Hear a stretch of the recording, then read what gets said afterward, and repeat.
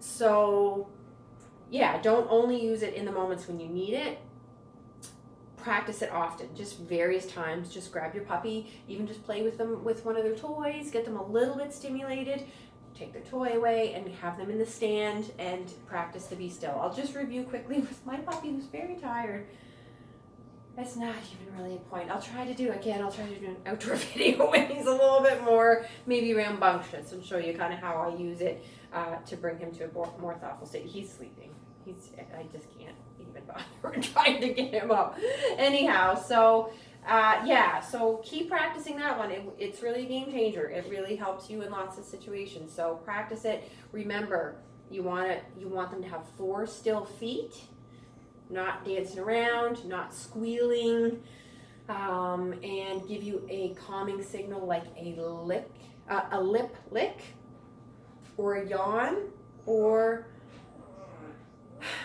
just a cleansing sigh. And sometimes, depending on the dog or the situation, sometimes they may not even give you a cue, but they soften under you, like their expression softens, or you feel their body kind of relax. But typically, like 9.9 times out of 10, they will lick their lips when they do that. They hold tension in their jaw. So as soon as they begin to relax, that's the very first signal that they have kind of come down a notch.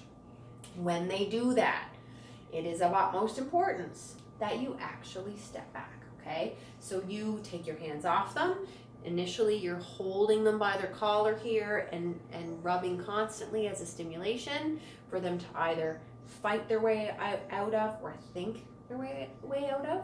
So we're teaching them to be a bit more thoughtful about, instead of just being reactive to their situation.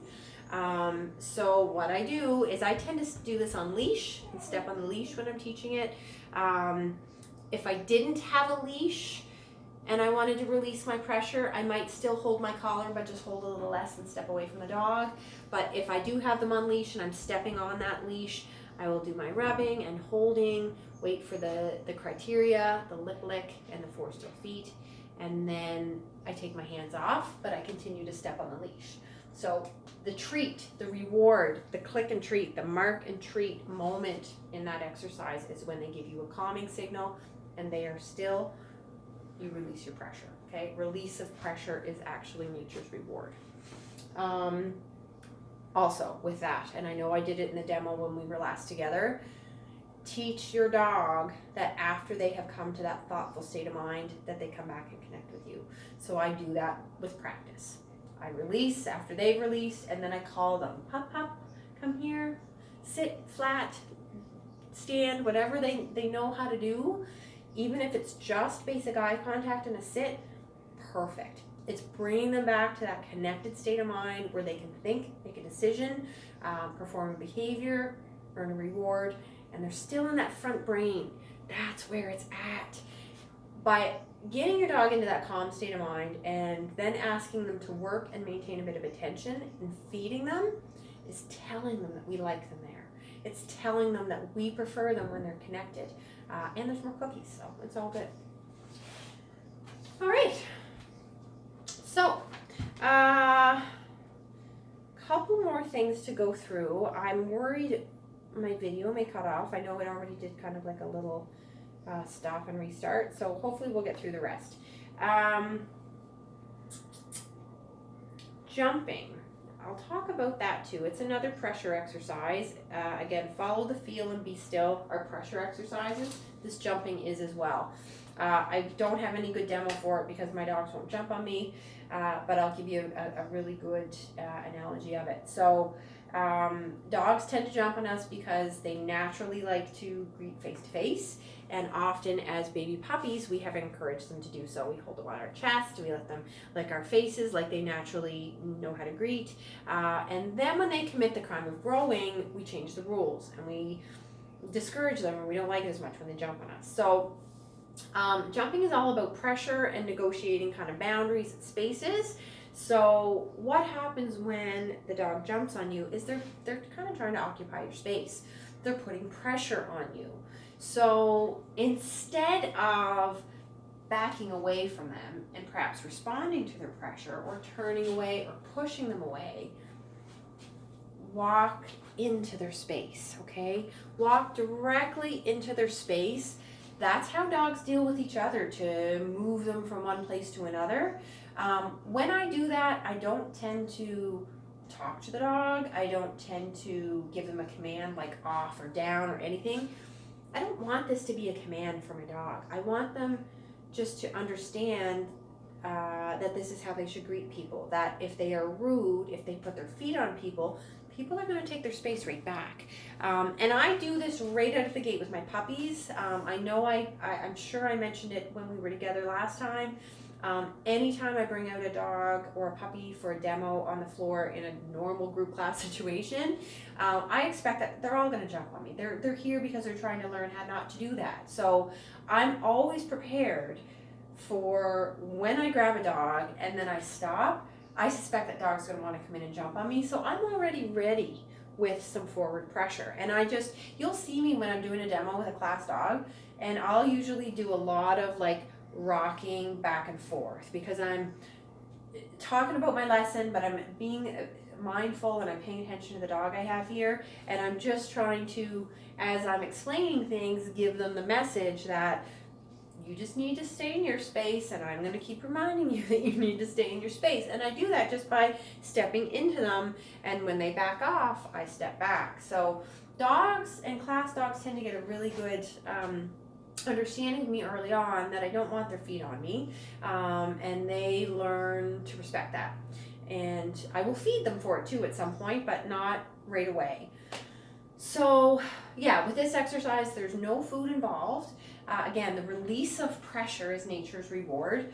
I really like this one because you can do it on the fly. So you can do it in the moment, not like the recall and the excited be still when I say don't do it just in the moment. This one you can.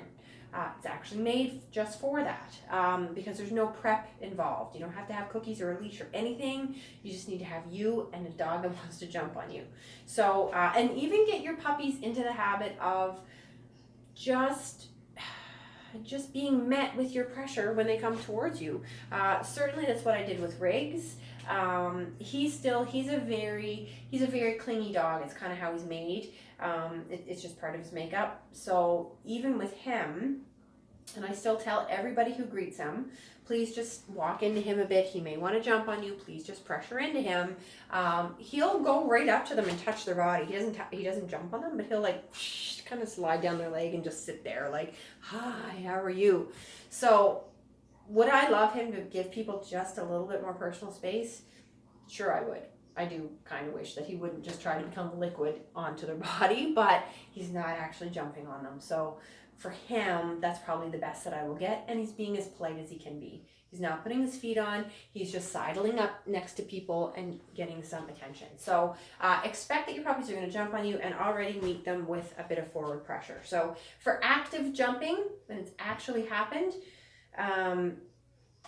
they put their feet on you, they jump on you, you pressure into them until they take their feet off. So the moment that they take their feet off, I give a little bit of praise, good job, and I just step back. No food, no click and treat, no yes and treat, nothing like that. It's a pressure and release exercise. Dog jumps, pressure, dog releases, I release, good job. And I give what I call neutral praise. So I don't go over the top with exuberant squeals of delight because they put their feet on the floor, but I just give them a little acknowledgement and take my pressure back. So down. Now this is going to be a little bit of a tough one. Again, because I tend to use a class dog to train it. But I'll just show you a couple of ways to teach your dogs to lie down. Come here, pup. Come on, Riggs. Come on. I'm going to have to learn to do these videos early in the morning before we've hiked. Because my dog's a little bit useless after that. All right, so I think you guys can still sort of see me down here. Come here, buddy. Come here. Couple ways to do the down command. From a sit position, From a sit position, if you lure them with little food treats in your hand, lure them right to the ground. Yes. Mark and reward the moment when they are on the ground. Actually, I'm going to move this so you can see it a little better. Sorry guys, I am like so not good at this at all. Here, maybe you can appreciate a little better down here. Here, buddy. Sit. Boy. So, food right in front of the nose. I'm not saying a verbal command or anything yet. Sorry, that light is probably no good. Yes. So once I can get my pup reliably, again, this puppy already knows how to do that, but I don't know, maybe a half a dozen times, depending on the dog, that you can get them to follow that lure down. When they're reliably going to commit to that position, okay, pup, you can start saying a verbal. Whatever verbal command you want to associate with that position. I use the word flat. Some people use down or lay, doesn't matter. So you're going to say it at the commitment point. Okay. If they paw at you, I'm not a big fan of the big paw. So I usually give a little hey and like flick their paw off my hand. Flat. Yes. Okay. So once I know my puppy has committed to that position, I'll say my word and then mark and reward. The other way to encourage them into the down position, I really like this one. It's kind of my favorite of the two. Not every dog can do both. Some are, good boy. Some can do one better than the other. Rigs definitely can do both. And it's teaching them to lie down from a stand position. And when you do that, hang on, bud. When you do that, you kind of, you lure them kind of back towards their front feet. So they sort of fold back onto their elbows and then they lie down. Or they just walk backwards. If that's the case, usually if you just put your hand kind of in the rear end so that they can't back away. Yes. Then that prevents it. Okay, bud. Okay. Yes. Okay, so again, it's a little difficult with rigmarole because he already knows how to do this. But you get the idea. What my best advice to you about teaching the down? Yes. Is go slow, okay? So I know it seems like I'm going pretty quickly with this guy because he knows it. Good boy. Okay. And I am. But for your dogs that are just learning it brand new, go slowly with your lures. Don't zoom down. If you lose their attention, if you lose their interest, they'll give up if it's too hard. So yeah, that's your down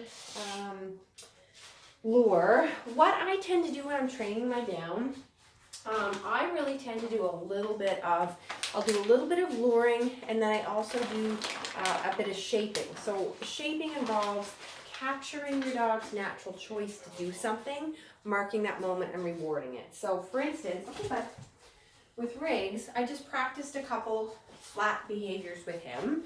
And as a puppy, when I was teaching this to him, so hopefully you can appreciate that he just laid down. So as a puppy, when I was teaching this to him, I would practice luring him. Again, I tended to pick from a stand position to lure him. So I would do that a few times in a session, and then, come here, bud. And then I would just kind of hang out with him and see what he would decide to offer, because I just practiced that a few times. So if I just kind of hang out with him here, I probably won't do it. But if I just kind of hang out with him here for a bit, I suspect it won't be long, that he just decides to lie down. And the reason he just decides to lie down after not too much time is because I made it worthwhile for him to do that. Okay, bud. Okay. All right. So just by me practicing that lure, So now you can't see him because he went over by my patio door, but he just went over there and laid down. You show everybody that you're laying down over there. Yeah, say hi. I'm laying down over there. Anyhow, so I find shaping is a really powerful way to teach dogs to make choices that we like. And of all the behaviors that my dogs know, lie down is my favorite. They know lots of fancy things. They know lots of sports and tricks and what have you. But to have a dog, good boy, to have a dog that knows to settle quickly, that knows to lie down when they are on pause or awaiting their next cue from me, to me, it's really invaluable. Josie's really sad that I'm not working her. But keep in mind that with both my dogs, with Riggs and with Josie, and again, in a class situation, if I had him out, either of them out on the floor, and I'm gabbing to you guys about what to do, They're just going to lay down and wait for me. That didn't happen by mistake. It happened because I made it worth their while. I marked and rewarded their natural choices to lie down, and it became a default behavior for them. So that means that when in doubt, when they're not sure what to do, they would lie down. All right. Yeah, so that's your lie down behavior. And we made it. Oh, sit stay. I didn't do sit stay with you guys. Okay, I'm going to put the kibosh on sit stay because we've got almost 48 minutes of a video. It's a long time. I'll make a note though, and we will do sit stay next week, which is, in all honesty, I think how it usually goes. Actually, I usually don't end up having time to teach loose leash walking in the 3rd week. But we did go through that tonight. So next video I post, we will work on sit stays and whatever else I have on my list, which is already predetermined. Yeah, so guys, I really hope that this helps a little bit during this time. This is serious business with this coronavirus. But I was super sad not to be able to complete your class and see your puppies grow and help you during this very important time of puppyhood. So I hope this helps. Please post videos. Don't be shy. Post them. I can help you with that. Whether it's a good video or a bad video, it's all helpful. And I'll do my best to give you a little bit of feedback on how you could maybe improve upon your technique or have more success. It may mean that I post more terrible videos like this to try to help you. And I will hopefully try to do some stuff outside to give you a better perspective on the restrained recall and the loose leash walking. If you are so inclined, please send me a video of your attention, so the eye contact, so I can just kind of assess your timing and see how puppies are doing with that. Your down behavior, I'd like to see what your downs look like, and your restrained recall. Please post any questions or videos or anything, send me a message. I am here to help as best as I can until we hopefully have opportunity to get together again as a group, maybe outdoors for a session or two to wrap things up in the spring, later spring. Okay, thank you guys so much. Have a great night. Bye.